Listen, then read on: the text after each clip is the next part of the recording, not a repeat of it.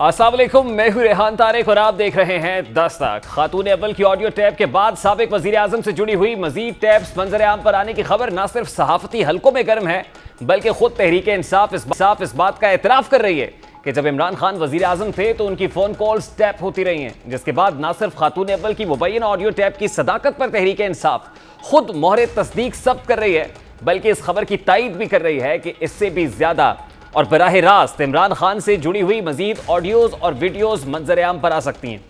इसी बयानिया को लेकर हुकूमत भी खासी मुतहर्रिक दिखाई दे रही है। खातून अव्वल की करीबी दोस्त फराह खान के रेड वारंट जारी करने का मामला हो या फिर साबिका खातून अव्वल के भाई की गैर कानूनी अराजी केस की तफ्तीश में शमूलियत हो, तहरीक इंसाफ की गैर मुल्की साजिश के बयानिए को डोनाल्ड लू से माफी की सूरत में धचका हो या इमरान खान पर आर्टिकल 6 के तहत गिरफ्तारी का मुतालिबा, इमरान खान और तहरीक इंसाफ पर हर तरफ से घेरा तंग होता दिखाई दे रहा है। ऐसे में चेयरमैन तहरीक इंसाफ इमरान खान के सब्र का पैमाना भी लबरेज होता जा रहा है और वो खुद खौफजदा और घबराए हुए दिखाई दे रहे हैं। आज तहरीक इंसाफ के चेयरमैन इमरान खान ने अहम प्रेस कॉन्फ्रेंस में खबरदार किया है कि अगर उन्हें मजीद दीवार से लगाया गया तो वो चुप नहीं बैठेंगे। जवाब भी एक वीडियो टैप का हवाला दे रहे हैं कि अगर उन्हें कुछ हुआ तो ये वीडियो रिलीज कर देंगे और इस वीडियो टैप पे वो सब कुछ है जिसे वो मुल्क को कौम की खातिर अभी तक छुपाए हुए हैं। एक वीडियो बनाई हुई है, महफूज जगह पे रखी है कि अगर मुझे कुछ होता है तो वो भी पब्लिक को पता चलेगा इस मुल्क से जो इतनी बड़ी गद्दारी की है वो किस किस ने की है। हमें दीवार के साथ लगा दिया गया और इसी तरह ये हरासा किया गया। मैं मजबूर होऊंगा, फिर मैं बोलूंगा, मैं फिर सब कुछ कौम के सामने रख दूंगा कि क्या हुआ। इमरान खान जिस वीडियो टेप की बात कर रहे हैं, कुछ अर्सा कबल भी उन्होंने एक जलसे के दौरान ऐसी वीडियो रिकॉर्ड कराने के मुतालिक आवाम को बताया था। जो इस साजिश में मुलव्वस है, मैंने एक एक का नाम लिया इस वीडियो में। मैंने ये वीडियो रिकॉर्ड करवा के एक महफूज जगह पे रख दी है। अगर मुझे कुछ होगा ये वीडियो सारी कौम के सामने आएगी।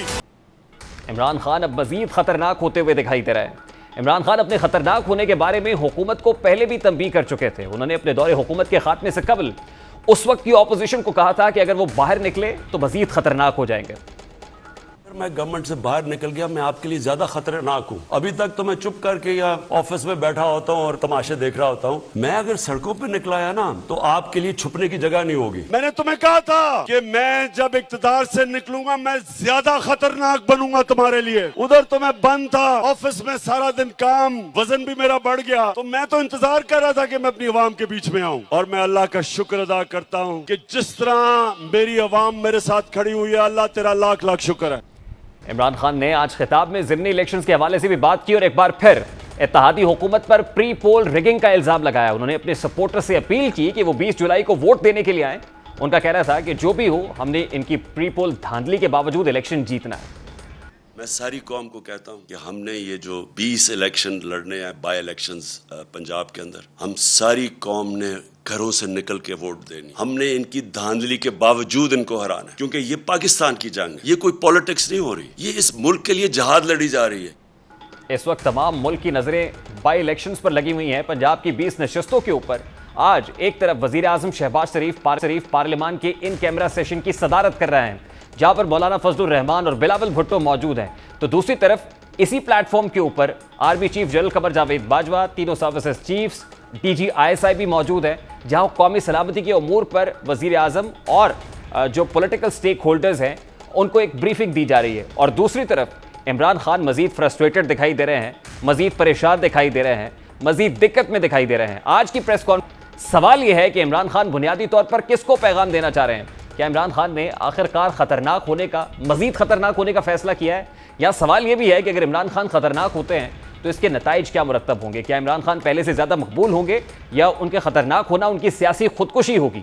और यहाँ सवाल ये भी उठता है कि इमरान खान और तहरीक इंसाफ की ज़िमनी इलेक्शंस के हवाले से किस हद तक तैयारी है और उनकी इंतखाबात जीतने की हिकमत अमली क्या होगी। बात करेंगे इस वक्त पाकिस्तान तहरीक इंसाफ के सीनियर रहनुमा फयाजुल हसन चौहान साहब ने हमें ज्वाइन किया है।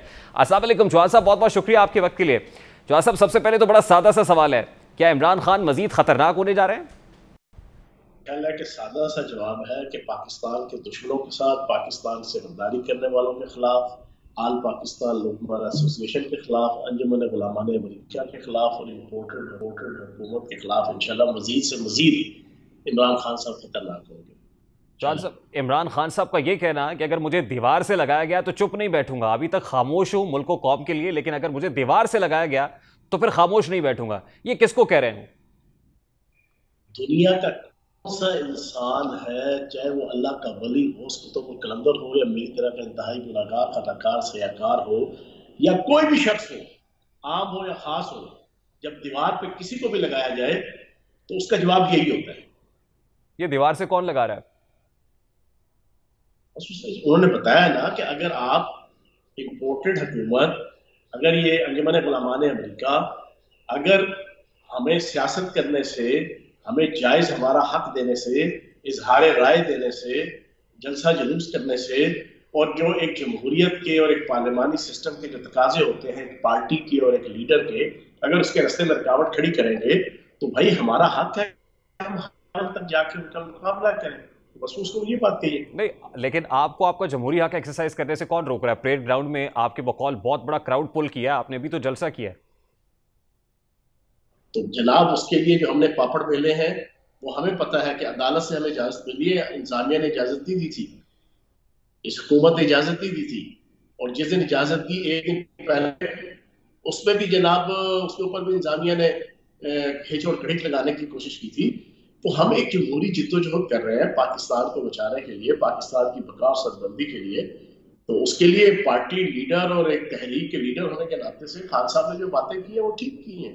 नहीं, लेकिन खान साहब तो आज एक वीडियो टैप जारी करने के लिए खबरदार कर रहे हैं, धमकी दे रहे हैं कि वो एक वीडियो टैप जो उन्होंने रिकॉर्ड कर रखी है वो टेप इशू कर देंगे। भाई वो तो बेनजीर भुट्टो साहिबा ने भी जनाब ये कहा था कि अगर मुझे कुछ हुआ तो फला फला शख्सियात जिम्मेदार होगी, और इसी तरीके से खान साहब को भी जान की जनाब वो मारने की धमकियां, और फिर डायरेक्टली इनडायरेक्टली फिर हमारे पास भी सारी इंफॉर्मेशन मौजूद है। तो उस कंटेक्स्ट में खान साहब तो 2-2.5-3 महीने पहले ये कह चुके हैं कि मैंने वीडियो टेप करके रखी हुई है। नहीं, लेकिन अब वो आप समझते हैं कि अब वो मौका आ गया है कि खान साहब के सब्र का पैमाना लबरेज हो रहा है कि उस तरह की वीडियो अगर रिलीज नहीं की जाती तो कम से कम कोई ऐसी बात कर दी जाए ताकि वो मैसेज जो नहीं पहुंच पा रहा और वो पहुंच जाए। नहीं, अभी वो ऐसा वक्त नहीं आया। नहीं, लेकिन वो पैगाम किसके लिए होगा फिर चौहान साहब? क्योंकि देखें ना, अभी शहबाज शरीफ से मुतालिक वो जो कुछ कह सकते हैं वो कहते हैं, नवाज शरीफ को जो कुछ कह सकते हैं कहते हैं, आसिफ अली जरदारी साहब को वो जो कुछ कह सकते हैं वो कहते हैं, बल्कि उससे बढ़ के कहते हैं। ये किसको कह रहे हैं फिर? वो क्या है जो अभी तक नहीं कहा उन्होंने?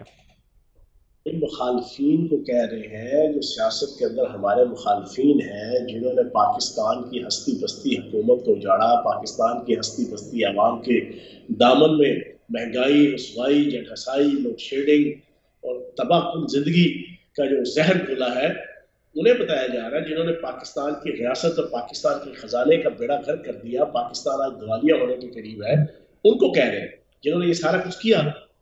ये खान साहब के फोन भी यही टैप कर रहे हैं?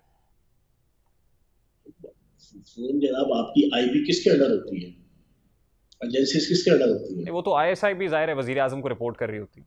वजीर आजम के अंडर होती है ना, वजीर आजम के अंदर होती है, हुकूमत के अंडर होती है। तो जिस वक्त इमरान खान वजीर आजम थे तो उस वक्त भी अगर फोन टैप हो रहे थे तो वजीर आजम की मर्जी और मंशा के मुताबिक हो रहे थे। भाई ये चीज गलत है, चाहे हम करें या कोई और करे। और पाकिस्तान के अंदर बहुत सी ऐसे काम है जो प्राइम मिनिस्टर से और हुकूमत से बाला बाला भी होते हैं, और इस इशू के अंदर ये बड़ा सॉफ्टवेयर के अंदर मैं आपको आपके प्लान के जरिए से कन्वे करूंगा कि सारी दुनिया को पता है कि फोन कौन टेप करता है, कैसे टेप करता है, क्या टेक्नोलॉजी किसके पास है। चलो आम पब्लिक को इस चीज का नहीं पता होगा, लेकिन जो लोग हमारी तरह के फील्ड के अंदर मौजूद हैं, कोई साइंस से, कोई टेक्नोलॉजी से, कोई कंप्यूटर टेक्नोलॉजी से, कोई आईटी की टेक्नोलॉजी से, कोई मोबाइल टेक्नोलॉजी से, कोई थोड़ी बहुत ही आगाही रखते हैं, उन्हें पता है कि किस अदारे के पास, किस एजेंसी के पास, हुकूमत के किस डिपार्टमेंट के पास कितनी कैपेबिलिटी और कैपेसिटी है फोन टेप करने की। तो बहरहाल उन्हें इस चीज की एहतियात करनी चाहिए। अब आप कहते हैं कि साजिश नहीं थी, अब आप आखिरी दिनों में प्राइम मिनिस्टर साहब के आखिरी एक माह की उनकी मिसेज की झूठी सच्ची या मुख्तलिफ किस्म के चंक्स को मिला के, टोटे मिला के आप एक ऑडियो बनाते हैं, उसको अगर आप लीक करते हैं तो आप खुद ये साबित कर रहे हैं कि आइन और कानून की खिलाफवर्जी की जा रही है, और ये आइन और कानून की खिलाफवर्जी है। नहीं, लेकिन उसको तो लेजिटिमेसी आप लोग दे रहे हैं अपने स्टेटमेंट्स के जरिए से। आप ये साबित कर रहे हैं कि ये टैप हुए अगर तो ये गुफ्तगू हुई है, गैर जानिबदार हल्के जो भी कहें, लेकिन उससे आपके अपने बयानात से काफी मुतनाज़े हो रही है वो टेप। मेरी बात, मैंने उसी दिन ये स्टेटमेंट दी थी। आज भी मैंने मीडिया टॉक किया असेंबली के बाहर, उसमें ये कहा है, आपके प्रोग्राम में भी ये मैं कह दूं, अगर ये बात मान ली जाए कि मिसेस इमरान खान साहब ने ये कहा उससे कि जिन लोगों ने लोटे बने हैं, जिन्होंने बेवफाई की है पार्टी से, उन्हें गद्दारी के साथ 100% ठीक कहा है। आप मुझे ये बताएं कि जब अमेरिकी साजिश सारे अपने मुंह से मान रहे हैं, अदारे मान रहे हैं, नेशनल सिक्योरिटी कमेटी मान रही है कि नहीं, की साजिश नहीं मुदाखलत है, मुदाखलत या साजिश को या खारिज को, जो भी को, जिसको भी खारिज हुई है, और उस खारिज की बुनियाद पे आज पूरी पाकिस्तान की आवाम को और रियासत को और मुल्क को खारिज हो गई है, महंगाई की, बेरोजगारी की, लोड शेडिंग की, तबाहाली की, दिवालियापन की। तो जनाब, जो इस अमेरिकी खारिज का शिकार हुए हैं, उन्हें हम गद्दार नहीं कहेंगे तो टीपू सुल्तान कहेंगे, यानी उन्हें हम तारिक उसमें जब साबिका खातून अव्वल ये कह रही हैं कि फराह खान के ऊपर बात होगी, अब ये मुझसे रिलेटेड बहुत प्रोपेगेंडा करेंगे, तो कोई भी बात हो आपने उसको गद्दारी के साथ लिंक कर देना है, यानी इसको स्ट्रैटेजी समझा जाए पीटीआई? जनाबे वाला, जो लोटे बने, जिन जिन लोगों ने, जिस शहबाज शरीफ ने, जिस नवाज शरीफ ने, जिस बेगम सफदर रहमान ने, जिस आसिफ जरदारी ने, जिस मौलवी फजल रहमान ने अमेरिका की गोद में बैठ के, अमेरिका की चरणों पे बैठ के, अमेरिकी डॉलर्स और डीलर्स के जरिए से इस पाकिस्तान को इस साजिश का शिकार किया, सारे इस मुल्क के और इस रियासत के गद्दार हैं। चलिए चौहान साहब, ये अच्छा हो गया ना, क्योंकि पाकिस्तान तहरीक इंसाफ अभी तक ये कह रही है बहुत सारे लोग कि खातून अव्वल का शायद पॉलिटिकल रोल कोई नहीं है, वो सियासी गुफ्तगू बहुत कम करती है। लेकिन चले, ये अंदाजा हो गया कि ये टेप अगर है और उन्होंने गद्दार कहा है तो ये ठीक कहा है, यानी इस पर तो आप मोहर तस्दीक सब कर रहे हैं। इधर रुक जाओ रेहान साहब, आप मुझे ये बताएं, उन्होंने प्रेस कॉन्फ्रेंस करके ये कहा, या उन्होंने इंटरव्यू दे के कहा, या उन्होंने जलसे से खिताब करके ये कहा, या उन्होंने कारण मीटिंग से खिताब करके ये कहा, या उन्होंने कोई प्रेस रिलीज जारी करके ये कहा? कौन सा बंदा नहीं है आपकी और मेरी अपनी माँ बहन बेटियां के जिन्होंने कभी सियासत का लफ्ज नहीं सुना होगा? क्या वो बैठ के आपस में या फोन के ऊपर तब से नहीं करते कि मुल्क में क्या हो रहा है, नवाज शरीफ क्या कर रहा है, जरदारी क्या कर रहा है, इमरान खान क्या कर रहे हैं, मैं क्या कर रहा हूँ, मीडिया के अंदर क्या हो रहा है, उसको इस तरह होना चाहिए, उसको इस तरह होना चाहिए? तो इंसान की जो जाती गुफ्तगू सियासत के ऊपर है, उसकी बुनियाद पे आप ये नहीं कहेंगे कि उन्होंने कोई सियासी किरदार अदा करना शुरू कर दिया है।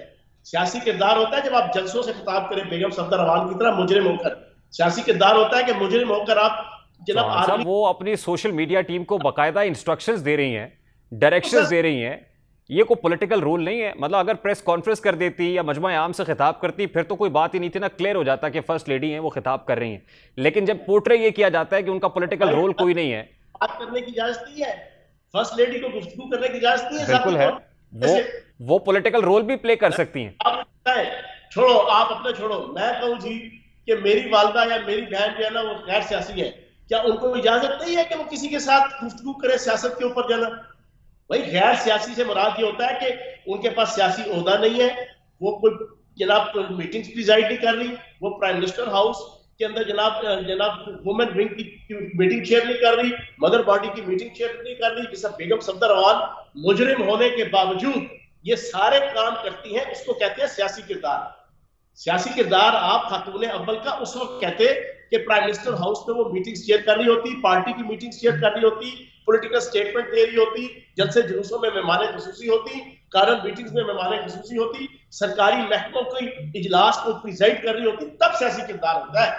तारिक साहब, रेहान साहब, ठीक, शायद वो ओपनली नहीं करना चाहती लेकिन इंस्ट्रक्शंस वो पास ऑन करती और सियासी दिलचस्पी भी वो रखती हैं। मतलब बतौर फर्स्ट, मैं ये समझता हूं कि यकीनन उनका इस्तेकाक है, एक्सरसाइज कर सकती हैं फर्स्ट लेडी। अब चौहान साहब, न्यूट्रल तो जानवर होता है, जानवर भी न्यूट्रल नहीं होता, ये भी सुन लो। हर इंसान के सेंटीमेंट्स होते हैं, जज्बात होते हैं, लाइकिंग होती है, पॉइंट ऑफ व्यू होता है हर इंसान के, चाहे वो सियासी तौर पे एक्टिव है या नहीं है, चाहे वो सियासी किरदार कर रहा है या नहीं कर रहा, हर एक के अपने सेंटीमेंट्स होते हैं। तो पॉलिटिकली अगर कोई गुफ्तगू किसी के साथ जाती कर रहा हो बंदा, तो आप कहेंगे उसका सियासी किरदार। ठीक है, यानी खातून अव्वल ने अगर डॉक्टर अरसलान खालिद से कोई टेलीफोनिक कॉन्वर्सेशन किया तो उनके अपने सेंटिमेंट्स हैं, ये कह रहे हैं। अब चौहान साहब, ठीक, अब मुझे सर ये बताइए, क्या इस तरह की मजीद ऑडियो या वीडियो टैप्स आने का अंदेशा है? जैसे कि एक स्टोरी के अंदर अंसार अब्बासी साहब ने जंग में एक स्टोरी पब्लिश की और उसमें कहा कि अभी प्रिंसिपल सेक्रेटरी के साथ, और वही बात शीरी मजारी साहिबा ने भी की। तो आपको अंदाजा है कि मजीद ऑडियो टैप जो टैप करते हैं आपके मुताबिक वो मजीद भी रिलीज कर सकते हैं? तारिक भाई, ये जितनी मर्जी ले आए, ये अंजुमन गुलामाने अमेरिका सच्ची झूठी फेक स्यूडो सोकॉल्ड और जनाब साइंस बेस्ड टेक्नोलॉजी बेस्ड जितनी मर्जी ऑडियो वीडियो ले आए। आपने परसों का जलसा देख लिया। परसों के जलसे में खान साहब ने बड़ा सॉफ्टली मैसेज दिया अपने मुखालफिन को, तमाम लोगों को, कि अगर 25 मई को तुम 2 बंदे ना मारते, अगर 25 मई को तुम सैकड़ों लोग गिरफ्तार ना करते, अगर 25 मई को तुम हजारों लोग जनाब उनको गिरफ्तार करके उनको जख्मी ना करते, अगर तुम 25 मई को लाखों लोगों को घरों से निकलने से ना रोकते, अगर 25 मई को कोर्टर में ब्लॉक ना करते, अगर 25 मई को तुम जीटी रोड ब्लॉक ना करते, अगर 25 मई को तुम सारे सूबे ब्लॉक ना करते, तो जनाब इतना बंदा आना था कि तिल धरने को जगह नहीं होती पिंडी इस्लामाबाद में। अगर पिंडी इस्लामाबाद के सिर्फ लाखों लोग, फैजाबाद और पूरा जनाब परेड ग्राउंड और उसके दाएं बाएं भर सकता है सिर्फ पिंडी इस्लामाबाद के लोग, तो उस दिन क्या हाल होना था। ये सॉफ्ट मैसेज था इमरान खान साहब का परसों के प्रोग्राम के जरिए से, समझ जाने वालों के सब। चौहान साहब, आज जो खान साहब की प्रेस कॉन्फ्रेंस है, उन्होंने इब्तदा की भुट्टो साहब से, क्योंकि आज 5 जुलाई है, हिस्टोरिकली बड़ा इंपॉर्टेंट डे है, और फिर उन्होंने वो मार्शल लॉ के हवाले से भी बात की। तो आज तो इदारे वो DGISI हों, वो अपने रैंक एंड फाइल के अंदर क्या मैसेज दे रहे हैं, या बतौर army chief general Qamar Javed Bajwa साहब जो कैटेगोरिकली ये पैगाम दे रहे हैं अपने ऑफिसर्स को कि आपने कोई पॉलिटिकली जो है वो किसी एक्टिविटी का में हिस्सा नहीं लेना, ना कोई इंटरवेंशन करनी है। तो आज की सूरत हाल तो बड़ी मुख्तलिफ है 1977 से, तो आज का कंपैरिजन उससे कैसे हो सकता है चौहान साहब? आपकी इत्तला ये है ना, आप रोटी को चोची कहते हैं, ना मैं रोटी को चोची कहता हूँ। आपकी इत्तला के लिए है कि आपका जो सब प्रोग्राम देख रहे हैं उनमें से कोई बंदा भी रोटी को चोची नहीं करता। हमें पाकिस्तान से और पाकिस्तान के अदारों से मोहब्बत है, पाक फौज से मोहब्बत है, हम उसकी वजह से मजबूर हैं और पाबंद हैं। एक बात अपने जेब में बैठा लो। बाकी ये 21वीं सदी है, साइंस एंड टेक्नोलॉजी की, हर एक को पता है कौन क्या कर रहा है, किधर खेल रहा है और कैसे खेल रहा है, सबको पता है। नहीं, लेकिन आपको पता है कि ये बाई इलेक्शंस में जो यास्मीन राशिद साहिबा ने कहा, उसके बाद खास तौर पे इदारे को भी ये पैगाम कैटेगोरिकली देना पड़ा, क्योंकि आप भी तो नाम लेके अफसरान के ऊपर तनकीद कर रहे हैं ना जी। मैं तो नहीं कर रहा, मैंने जो अभी बात की है पूरी पाकिस्तानी कौम जान भी चुकी है, समझ भी चुकी है, सारे लोग समझ चुके हैं जो मैंने बात की है। इसको काटिएगा ना, इसको क्योंकि जनाब इसको डाई बाय ना कीजिएगा, जिस तरह मैंने बात की है वैसे ही। बात यह है पाकिस्तान के अदालती सिस्टम को, पाकिस्तान के इलेक्शन कमीशन को, पाकिस्तान के इदारों को एक न्यूट्रल किरदार, प्रॉपर रोल प्ले करना चाहिए। इस वक्त अगर वो कहते भी हैं और वो है भी हैं, अगर तो उन्हें प्रॉपर न्यूट्रल रोल प्ले करना चाहिए। हालात और वाकयात, नज़ायर और कराइन बता रहे हैं कि ऐसा नहीं है, ठीक है ना। अच्छा चौहान साहब, लास्टली, क्योंकि मैंने आपसे एक और क्वेश्चन करना है, क्योंकि रिंग रोड स्कैंडल की जो इंक्वायरी है उस हवाले से जो पहली कमेटी थी उसको कैंसिल करके, उसकी फाइंडिंग्स को कैंसिल करके एक नई कमेटी कॉन्स्टिट्यूट कर दी गई है। लेकिन उससे पहले मुझे बताएं सर कि कितनी सीट्स एक्सपेक्ट कर रहे हैं, क्योंकि इस वक्त पूरे के पूरी जो पॉलिटिक्स है उसका फोकस इस बाई इलेक्शन के ऊपर है 20 नशस्तों पर। तो व्हाट आर यू एक्सपेक्टिंग? 20 की 20 PTI जीत रही है। जो हालात है ना अवाम के, एक अमीर आदमी, रिच क्लास, उसके घर का किचन नहीं चल रहा। Upper middle class, lower middle class, poor class को एक साइड, लोग इनको वोटें देंगे, लोग इनको छित्तर मारेंगे। इस वक्त कोई बंदा भी नून लीग और इस अंजुमन गुलामाने अमेरिका का नाम लेने का रवादार नहीं है। झोलियां उठा उठा के जरदारी फजलरहमान और इस आले शरीफ को लोग गालियां देते हैं। और ये जो 100 यूनिट्स वाले को बिजली मुफ्त फराम करने का ऐलान किया चीफ मिनिस्टर पंजाब ने, इसको आपने कोर्ट में चैलेंज कर दिया, क्योंकि शहबाज गिल साहब ने कहा जी ये झूठी खबर है। आपने चैलेंज नहीं किया इसको कोर्ट में? तसल्ली से सुन लें, मैंने आज असेंबली के फ्लोर पे खड़े होकर भी कहा, मैंने आज पंजाब असेंबली से बाहर भी मीडिया टॉक करते हुए कहा, आपके प्रोग्राम में भी कहा, मैं कहता हूं, मैं अप्रिशिएट करता हूं हमजा शहबाज को कि उसने ये ऐलान किया। लेकिन अब पंजाबी कहते हैं ना, हम पैरा ते खलोना जे पैर के थले दी मिट्टी नहीं हुण जना हिलन लड़ी। भाईजान, अगर अगले महीने 100 यूनिट तक इस्तेमाल करने वालों को बिल आया तो जनाब 76 लेके हमजा शहबाज की जनाब स्वागत करेगी। आपने इसको कोर्ट में चैलेंज नहीं किया चौहान साहब? क्या चीज? आपने इस फैसले को कोर्ट में चैलेंज नहीं किया? कोर्ट में तो चैलेंज ऑटोमेटिक होगा, उसकी जुरिसडिक्शन ही नहीं है, तो इलेक्शन स्टंट है। नहीं, एक तरफ आप उनको खड़े और रहने का मशवरा दे रहे हैं, दूसरी तरफ इसको चैलेंज कर रहे हैं। और IMF जिसके सामने ये लेटे हुए हैं, IMF की मर्जी के बगैर तो ये अपने घर नहीं जाते। IMF की चरणों पे बैठे हैं। अच्छा, लास्टली मुझे बता दें sir, then I have to take a very quick short break. ये जो रिंग रोड स्कैंडल है, इसके ऊपर इंक्वायरी कमेटी दोबारा कॉन्स्टिट्यूट हो गई है। आप देख रहे हैं कि जो इससे पहले बहुत सारे लोग बच निकले थे, अब शिकंजे में आ जाएंगे। ये इम्पोर्टेड हुकूमत आई है, अपने आप को रिलीफ, अवाम को तकलीफ, जो जो लोग इनके खास थे उन सारों को उन्होंने रिलीफ देना है। जो चोर लुटेरे चक्के थे सारों ने बड़ी जिम्मा होना है, नीट एंड क्लीन होना है, सियासी वाशिंग मशीनों से बिल्कुल नीट एंड क्लीन होना है। ये इनका एजेंडा है। आवाम के लिए तकलीफ है, महंगाई, लोड शेडिंग, मारामारी, गुंडागर्दी, बदमाशी, दागली, लाकानूनियत। बहुत बहुत शुक्रिया फयाजुल हसन चौहान साहब, पाकिस्तान तहरीक इंसाफ के रहनुमा हमारे साथ मौजूद थे। अभी एक क्विक शॉर्ट ब्रेक लेनी है, ब्रेक के बाद वापस आएंगे। पंजाब के ज़िमनी इंतखाबात में तोपों का रुख किस जानिब है, बात करेंगे इस ब्रेक के बाद।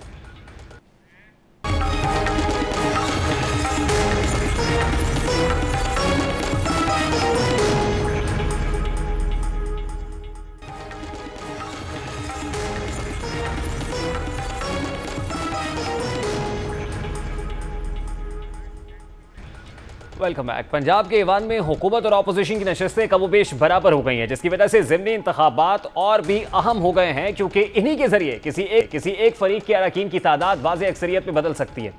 शायद यही वजह है कि पंजाब का ज़िमनी इंतखाब सूबाई से ज़्यादा कौमी अहमियत का हामिल हो चुका है। ज़िमनी इंतखाब का मार्का हुकूमत और अपोजिशन के लिए चैलेंज बना हुआ है और इन दोनों की तरफ से कामयाबी के लिए एड़ी चोटी का जोर लगाया जा रहा है। हुकूमत का कहना है कि वो 15 से 16 नशस्तों पर कामयाबी हासिल करेंगे, जबकि ऑपोजिशन 12 से 13 नशस्तों पर कामयाबी के यकीन का इजहार कर रही है। ताहम कौन कितनी नशस्तों पर कामयाब होता है, इसका हतमी फैसला 17 जुलाई को होगा। ये ज़िमनी इंतखाबात अब असम्बली की खाली सीटों को भरने के साथ साथ बयानिए और कारकर्दगी की जंग भी दिखाई देते हैं। साबिक हुक्मरान जमात PTI ने अपनी हैवी वेट्स के साथ साथ इस बार कुछ नए चेहरों को भी मैदान में उतारा है, जबकि हुकूमती इत्तेहाद ने ऐसे उम्मीदवारों को टिकट जारी किए हैं जो पिछले इंतखाबात में कामयाब होकर असम्बली में पहुंचे थे। जिन नशस्तों पर इंतखाब हो रहा है वहां से कामयाब उम्मीदवारों का ताल्लुक साबिक हुक्मरान जमात तहरीक इंसाफ से था, मगर अब वो PTI के मद्दे मुकाबिल होंगे। मुस्लिम लीग नून की जानिब से इनमें से बेशतर उम्मीदवारों को टिकट जारी किया गया है। इस सूरत हाल में दोनों जानिब से भरपूर जोर आजमाई की जा रही है। जलसे, जुलूस, रैलियां, वर्कर कन्वेंशन का एहतमाम किया जा रहा है।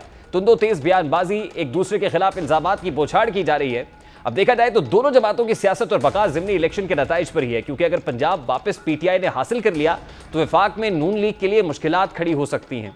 इंतखाबात जीतने के लिए अवाम को कारकर्दगी दिखाने या महंगाई कम करने की बजाय इल्जामात की सियासत की जा रही है। कल हमजा शहबाज ने 100 यूनिट तक बिजली इस्तेमाल करने का ऐलान किया कि 100 यूनिट तक बिजली इस्तेमाल करने वाले सारिफीन से कोई पैसे नहीं लिए जाएंगे। तो आज तहरीक इंसाफ ने इस ऐलान पर सुप्रीम कोर्ट का दरवाज़ा खटखटाने का कह दिया है। सुप्रीम कोर्ट को एक खत लिखा है और ख़त में ये इल्ज़ाम आयद किया गया है कि हमजा शहबाज ने अदालत उज़्मा के वाज़ेह अहकामात और इंतखाबी ज़ाब्ता अखलाक को पैरों तले रौंद दिया है। ज़िमनी इंतखाबात से चंद रोज़ कबल सूबे के अवाम के लिए एक प्रेस कॉन्फ्रेंस, जिसे कौमी ज़राए इब्लाग बशमूल सरकारी TV और बराह रास्त नशर करता रहा, उसमें पैकेज का ऐलान किया गया। फवाद चौधरी ने मौक़िफ़ इख्तियार किया कि एक जाली पैकेज है जिस पर अमल दरामद नामुमकिन होगा। ताहम इसका मकसद अदालत से हासिल करदा रिलीफ को अपने सियासी फ़ायदे के लिए इस्तेमाल करना, वोटर का वोट मुतासर करना है। हमजा शहबाज ने क्या रिलीफ दिया था और इससे एक रोज़ कबल लाहौर के इलाके धर्मपुरा में मरियम नवाज ने रिलीफ पैकेज के बारे में क्या कहा था, वो आपके सामने रखता है। और कल पाकिस्तान की तारीख में पहली मर्तबा पंजाब के अवाम के लिए ये जो बिजली की कीमतों में और डीजल और पेट्रोल में इजाफा हुआ है ना, वो बात क्या है वो कल हमजा शहबाज आपको बताएगा। लेकिन इसकी पंजाब की तारीख का सबसे बड़ा रिलीफ पैकेज कल हमजा शहबाज आपको देने जा रहा है इंशाअल्लाह ताला। आज के बाद घरेलू सार्फिन को इंशाअल्लाह बिजली का बोझ उठाने की फिक्र जो है उससे आज़ाद हो जाए। 100 यूनिट इस्तेमाल करने वालों को मुफ्त बिजली फराहम करने जा रही है। पंजाब में बाई इलेक्शंस की कैंपेन को पाकिस्तान मुस्लिम लीग नून की जानिब से नायब सदर मरियम नवाज लीड कर रही हैं और गुज़श्ता रोज भी अब दिखाई देता है वो जहां जाती हैं वो इसी रिलीफ पैकेज का जिक्र करती हैं।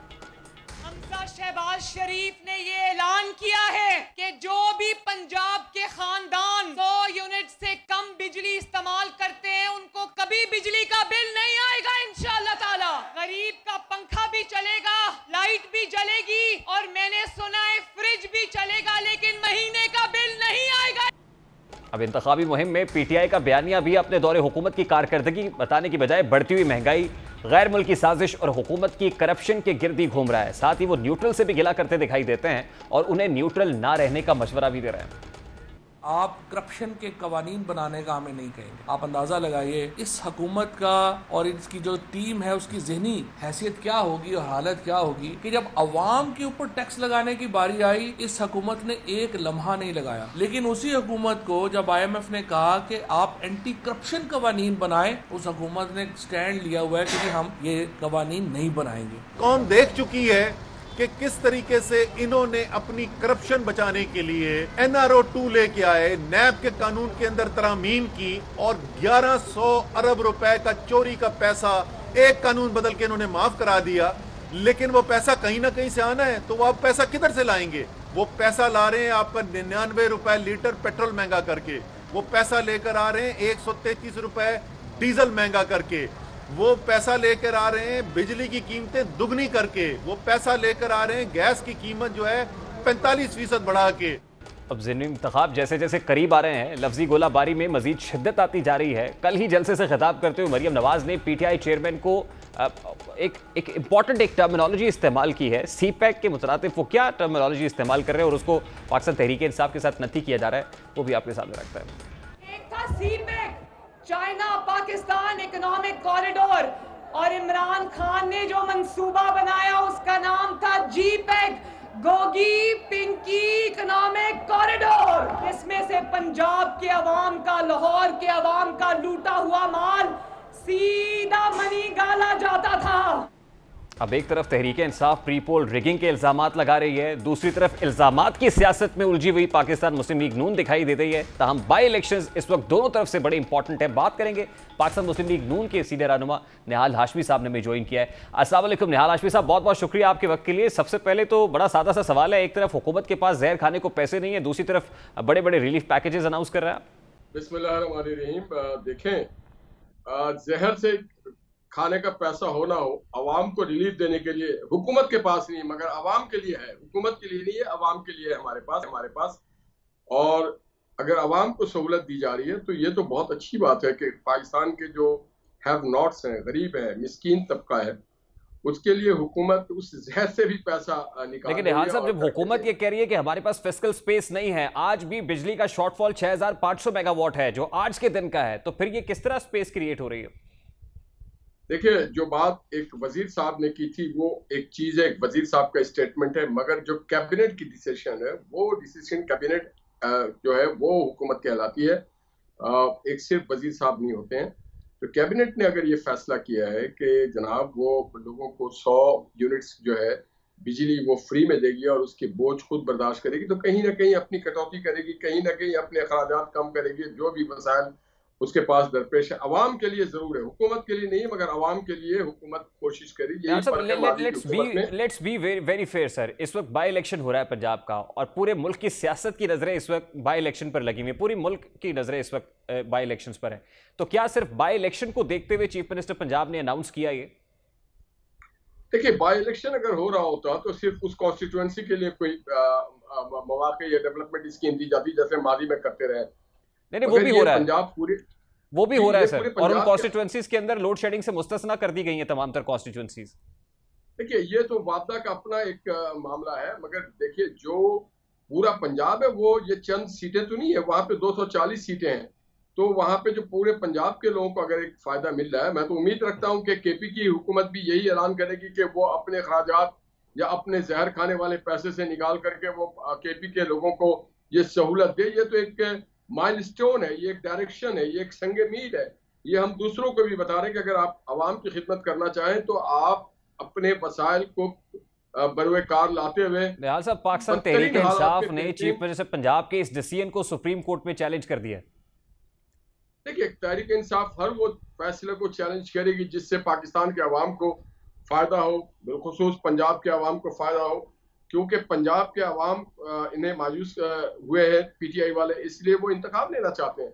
मगर जहाँ पे अवाम का फायदा हो वहाँ पे इंडिविजुअल का फायदा नहीं है, किसी फर्द के लिए नहीं है, किसी एक क्लास के लिए, तबके के लिए नहीं है, किसी एक कॉन्स्टिट्यूएंसी के लिए नहीं है। पूरे पंजाब के जो गरीब से गरीब तर लोग हैं, जो किसान हैं, जो मजदूर हैं, जो हैव नॉट्स हैं, उनके लिए किया गया ये नहीं, लेकिन उसके ऊपर एक क्रिटिक ये भी है ना कि 100 यूनिट्स कौन इस्तेमाल करता है आजकल? जिसके पास एक बल्ब और एक पंखा है, शायद उसके भी 100 से ज्यादा यूनिट्स इस्तेमाल हो जाते हैं, कंज्यूम हो जाते हैं। तो ये रिलीफ किसके लिए होगा?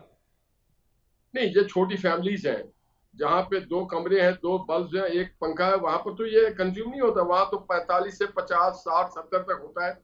और फिर जो किसान है, जो छोटे किसान है, उनके पंप्स पे वो जो उनके यहाँ जो उनका मोटर चल रहा होता है पानी खींचने के लिए, उस पर वो काफी बेहतरीन, काफी इफेक्ट पड़ेगा लोगों को। जो मुख्तलिफ इदारों में जो क्वार्टर्स में लोग रहते हैं, रेलवे के क्वार्टर हो या बाबदा के क्वार्टर हो या कहीं टेलीफोन के TNT के कॉलोनीज है, वहां पे जो क्वार्टर्स है, वहां पे लोगों को इसके बड़े फवायद होंगे। छोटे छोटे फैक्ट्री में जो क्वार्टर्स होते हैं, जो एक कमरे में क्वार्टर दिया जाता है, जो क्लास ग्रेड 1 और ग्रेड 5 के लोग, उनका तो कमरा ही एक होता है भाई, तो उनको तो फायदा होगा ही होगा। हाशमी साहब, इट्स एन एडमिटेड फैक्ट कि दूसरी तरफ जो इन्फ्लेशनरी प्रेशर बढ़ रहा है, पेट्रोल की कीमतें काबू में नहीं आ रही, बिजली के टैरिफ इंक्रीज हुए हैं, मजीद अभी बढ़ने की तवक्को है, कम होने की तवक्को नहीं है, बल्कि बढ़ने का अंदेशा है।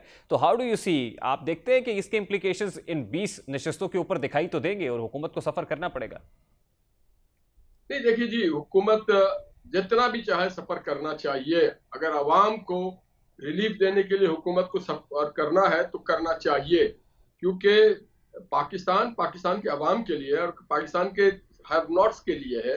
अगर हैव नॉट्स को और जो पिछले तबके हैं, जो मजदूर और किसान हैं, जो बिल्कुल गुरबा हैं, जो लकीर है उससे नीचे हैं, गुर्बत की लकीर, उनके लिए आपको जो करना है, हमारा कॉन्स्टिट्यूशन कहता है कि हम उन्हें ऊपर लेके आए। जो हैव नॉट्स है, जो पिछड़े तबका है, जो बैकवर्ड है। नहीं, लेकिन निहाल साहब, ये हैव्स और हैव नॉट्स वाला फर्क जो है, ये तो मजीद बढ़ता चला जा रहा है ना सर। ये गुफ्तगू में तो अच्छा लगता है। देखिए, नैब का सेकंड अमेंडमेंट बिल जो है वो भी कैबिनेट से अप्रूव हो गया, यानी कैबिनेट की तरजीह की अगर बात करें तो वो भी हो गया है। फिर कैबिनेट ने ही मंजूरी दी है कि ये जो स्मोकर्स के लिए, खासतौर पर सिगरेट के ऊपर जो टैक्स इंपोज हुआ था, ये टैक्स छूट भी दे दी गई है। तो ये हैव्स को मजीद मजबूत किया जा रहा है ना सर। हैव नोट्स तो अपनी जगह पर मुतालबात की जंग लड़ रहे हैं, अपने राइट्स की जंग लड़ रहे हैं, और दूसरी तरफ ये अशराफिया है जिसको चुप करके एक रिलीफ दे दी जाती है। नहीं, देखिए, इसमें मैं आपको एक बार बताऊं, नैब के हवाले से तो सुप्रीम कोर्ट ने भी 12 और हाई कोर्ट ने भी 12 ये कहा है कि ये इदारा क्यों काम कर रहा है, इसे तो बंद हो जाना चाहिए। ये मैं नहीं कह रहा हूँ, ये आप सुप्रीम कोर्ट के मुख्तलिफ जज हजरात के ये स्टेटमेंट्स आ चुके हैं, अखबारात की जीनत बन चुके हैं, आपके मीडिया की जीनत बन चुकी है। ऑलमोस्ट बंद ही हो गया जो कानून साजी है, इसके बाद तो बंद ही हो गया, यानी नैब के विंग्स को क्लिप कर दिया गया है। मैं समझता हूं और आप भी ये मानेंगे कि नैब को तो जो इदारा बनाया गया था मुशर्रफ के दौर में, वो ठीक नहीं था। इसके वजह से बहुत सारे हमारे तिजारती मकासद पूरे नहीं हुए, हमारे बिजनेसमैन बहुत ज्यादा इफेक्ट हुए, हमारी इन्वेस्टमेंट बहुत ज्यादा इफेक्ट हुआ, हमारी इकोनॉमी बहुत इफेक्ट हुई। और बिलखुसूस जो सबसे इंपॉर्टेंट चीज था कि एक और इदारा आप इजाफा करके बोझ डाल रहे हैं। नैब ने एक बोझ बनाया, नैब एक इंतकाम का टूल बन गया था जो अपने मुखालफिन को रगड़ने के लिए इस्तेमाल किया जा रहा था। नैब ने जितने, इससे तो कहीं ज्यादा पब्लिक अकाउंट्स कमेटी ने और एंटी करप्शन ने वसूली की है, जो करप्शन के मनी थे उसमें। तो देखे ना निहाल हाशमी साहब, एक तरफ आप नैब को बंद करने की बातें कर रहे हैं, दूसरी तरफ IMF ये कह रहा है कि आप एंटी करप्शन लॉ इनकॉर्पोरेट करें, एंटी करप्शन एक्टिविटीज जो है ये एक्टिविटी बढ़नी चाहिए, इसको इनकॉर्पोरेट करेंगे तो IMF की डील आपके साथ मैच्योर होगी। यानी एक तरफ आप एहतसाब के अमल को कमजोर करने की बात कर रहे हैं, दूसरी तरफ आपसे एहतसाब का तकाजा किया जा रहा है। हर सूबे में पब्लिक अकाउंट्स कमेटी है, हर सूबे में, हर जिले में एंटी करप्शन कोर्ट हैं, FIA उसमें कार्रवाई करती है, एंटी करप्शन कोर्ट तो मौजूद है। वो कितनी फॉल है, कितनी सफिशिएंट है, या उनकी एफिशिएंसी क्या है, इस चीज का अंदाजा तो आपको है? नहीं, देखिए, मैं पब्लिक अकाउंट्स कमेटी में क्या होता है कि नैब ये भी आपको पता है सर? नैब से कहीं ज्यादा एंटी करप्शन लॉ इफेक्टिव है। मैं पार्लियामेंटेरियन रह चुका हूं, मुझे मालूम है कि नैब से कहीं ज्यादा पब्लिक अकाउंट्स कमेटी ने इफेक्टिवली अपना काम किया है। चलिए, नैब तो ये क्लेम करती है कि इतने अरबों रुपया रिकवर कर लिया गया, दूसरी तरफ कितने पैसे रिकवर करके किटी में जमा कराए गए गवर्नमेंट की? नहीं, पब्लिक अकाउंट्स कमेटी ने किया है, नैब ने नहीं किया। जिस तरह से नैब को फैसिलिटेट किया गया था, उसको इंपावर्ड किया गया था, उसको ताकत दी गई थी, नैब ने उसके बदले में क्या किया? नैब ने सिर्फ इंतकाम बनाया अपोजिशन को, इंतकाम बनाया पाकिस्तान के बिजनेस कम्युनिटी को, इंतकाम बनाया पाकिस्तान के मीडिया हाउसेस को। तो नैब ने तो इसके अलावा कोई काम नहीं किया। नहीं, देखे ना निहाल हाशमी साहब, इस वक्त जो आपका नैरेटिव है, खासतौर पे मुस्लिम लीग नून का, जिसके तहत आप ये कैंपेन कर रहे हैं, वो भी फराह खान के अलावा या बुशरा बीबी की ऑडियो टैप के अलावा, जिसके अभी तक सदाकत का कोई अंदाजा नहीं है, अभी तो मुबैना ऑडियो टैप्स है, यानी ये सब चीजें इसका जिक्र कर रहे हैं आप अपनी कैंपेन के अंदर, परफॉर्मेंस किसी जगह पर नहीं है। देखिए जी, हमने अब तक उन्हें इसीलिए अरेस्ट नहीं किया कि हम एविडेंस कलेक्ट कर रहे हैं, और ये हमने नहीं किया जिक्र। ये जिक्र तो आप मीडिया के दोस्तों की तरफ से आया है, आपके इलेक्ट्रॉनिक मीडिया में ये हर जगह इसको नशर किया गया है। सर आप तो हुकूमत उस है ऑडियो को आज तक पीटीआई ने चैलेंज नहीं किया, और फराग गोगी का तो इस्टेब्लिश्ड है कि उन्होंने किस तरह से क्या क्या किया, वो सारा इस्टेब्लिश है। वो जो जमीन आप के तो मामला हुकूमत है, आप अगर कुछ ऐसा सब्सटेंशियल एविडेंस है तो मुकदमा बनाए और गिरफ्तार कर लें। यकीनन इसमें मुकदमा बनेगा और गिरफ्तारी भी हो। अच्छा निहाल हाशमी साहब, लास्टली ये फरमाइएगा, इस वक्त आप तमाम तर क्रिटिसिज्म को फेस कर रहे हैं पाकिस्तान मुस्लिम लीग नून लेड कोलिशन, आपको नहीं लगता कि आप ज्यादा खसारे में रहे हैं हुकूमत लेकर? देखिए, हुकूमत लेकर हम खसारे में यकीनन है। जैसा कल खादा साहब ने कहा कि सियासत अगर बचाती है तो रियासत ना बचती, तो हमें रियासत हमारे लिए ज्यादा इंपॉर्टेंट है। हमारी सियासत, रियासत अगर रहेगी तो हम नहीं, हमारे बाद के लोग आएंगे, कोई और आएगा, मगर रियासत पाकिस्तान अपने पैरों पे खड़ी रहनी चाहिए। आपको पता है, एक बार अगर आप डिफॉल्ट हो जाए तो क्या कुछ आपको प्लेज करना पड़ता है। एक बार डिफॉल्ट, आप मुझसे ज्यादा जानते हैं। आप ये फोर्स ही कर रहे हैं सर कि आपको पॉलिटिकल कॉस्ट तो पे करनी पड़ेगी? जी बिल्कुल, हमें पे करनी पड़ेगी, मगर अल्लाह ताला से उम्मीद है कि नवाज शरीफ की जो विजन है उसके मुताबिक हमेशा हम ऐसे हालात में पाकिस्तान में इक़्तिदार में आए हैं, मगर हमने फिर पाकिस्तान के अवाम को रिलीफ दिया, हमने सी पैक भी दिया, हमने बिजली घर भी दिए, हमने मोटरवे भी दिया, हमने मेट्रो बस, हमने डेवलपमेंट ओरिएंटेड काम भी किए हैं, तो इंशाल्लाह हम ये भी करके देंगे। बहुत बहुत शुक्रिया निहाल हाशमी साहब, पाकिस्तान मुस्लिम लीग नून के रहनुमा हमारे साथ मौजूद थे। मुल्क को 45 बरस बाद भी जमहूरियत की तलाश है। 45 बरस पहले क्या हुआ था आपके सामने रखेंगे इस ब्रेक के बाद।